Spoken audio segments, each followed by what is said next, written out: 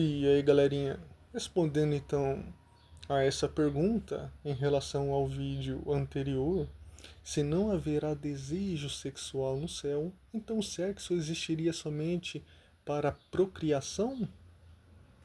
Quando a gente fala sobre a ausência de desejo sexual no céu, muitos pensam subitamente, imediatamente. Ah, então quer dizer que se lá não vai existir sexo no céu, é porque o propósito único do sexo aqui na Terra é o de procriação.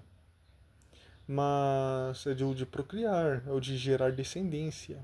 Mas essa conclusão, apesar de bastante comum, não corresponde ao ensinamento bíblico, nem ao sentido profundo da criação humana. Para entender isso, precisamos dar alguns passos preponderantes. Primeiro, vale lembrar que Deus não precisava ter criado a sexualidade como criou. Ele poderia ter criado um método em que, quando os casais desejassem ter filhos, bastassem, de certa maneira, pegar um na mão do outro e fazer uma oração específica, algo desse gênero, e então a mulher ficaria grávida. Poderia também ter feito um processo assexuado, simplesmente multiplicar pessoas, talvez pela palavra, entre os casais, mas ele escolheu o caminho da união sexual. E mais, escolheu que essa união fosse prazerosa, emocionalmente profunda e espiritualmente significativa. Então, se o propósito fosse somente fazer filhos, não haveria essa necessidade de prazer, de desejo, erotismo, vínculo afetivo tão intenso, tão profundo. A própria existência do prazer sexual já é uma evidência de que a relação sexual tem mais de uma finalidade, que além da procriação, ela também une profundamente marido e esposa, fortalece o vínculo efetivo, expressa expressa amor de maneira corporal e emocional, cria intimidade exclusiva, simboliza a própria aliança entre Cristo e a Igreja, como Paulo explica lá em Efésios 5, e é celebrado em Cantares de Salomão com linguagem totalmente erótica, sem nenhuma referência a filhos. Isso já mostra claramente que o sexo não foi criado apenas para gerar descendência.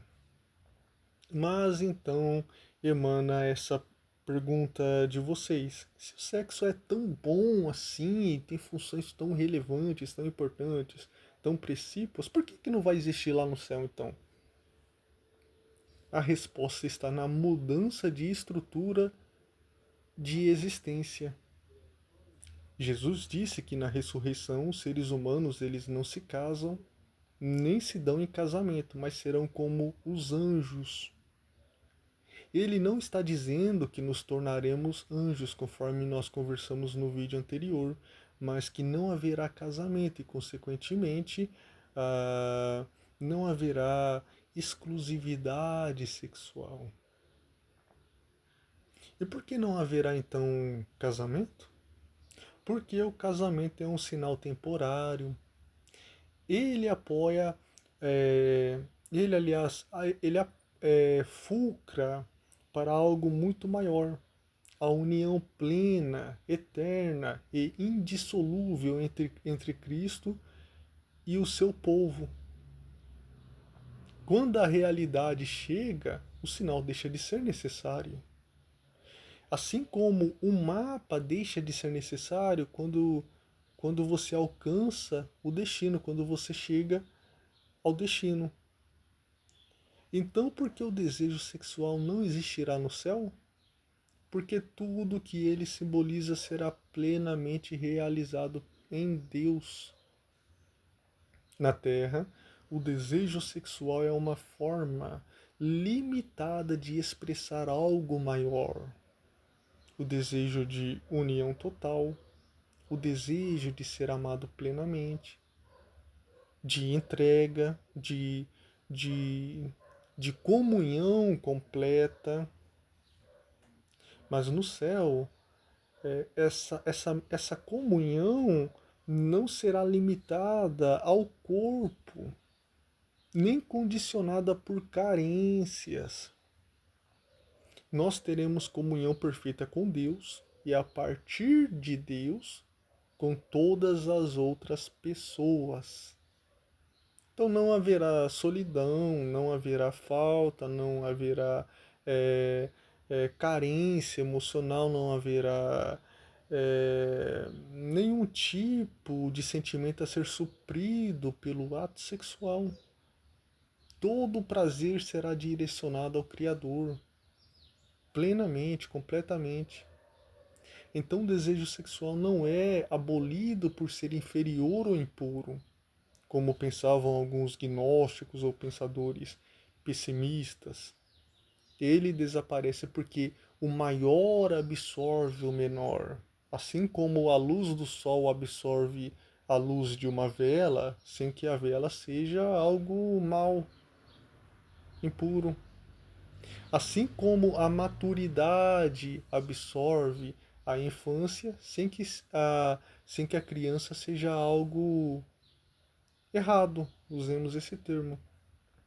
Então a função da sexualidade é temporária, não por ser ruim, mas porque ela aponta para algo eterno.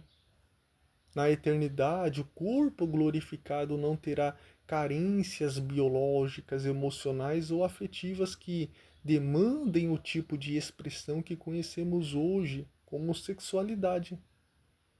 Ele será plenamente satisfeito pela glória de Deus. E é preponderante destacar que o prazer não será perdido, ele será superado, ele será elevado, ele será transfigurado.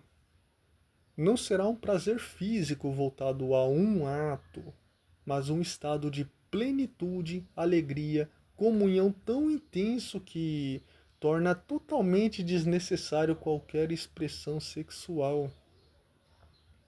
O que hoje identificamos como desejo será, na verdade, consumado na visão plena de Deus. Sim, será consumado. Aquilo que a teologia chama de visão bealítica.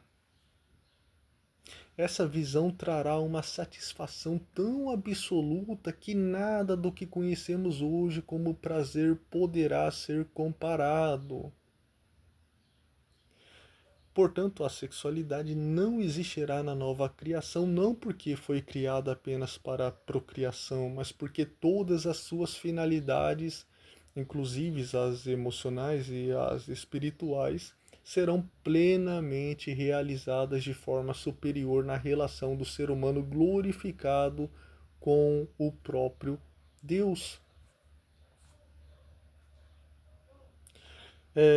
Por fim, podemos dizer assim: o sexo é bom, foi criado por Deus e tem múltiplas finalidades. Ele não é apenas para gerar filhos, ele é união, alegria, aliança, intimidade, mas tudo que ele representa será consumado no céu de uma forma tão plena e tão gloriosa que o próprio desejo sexual deixa de existir, não por falta, mas por plenitude. Nenhum desejo aqui na terra há de ser comparado.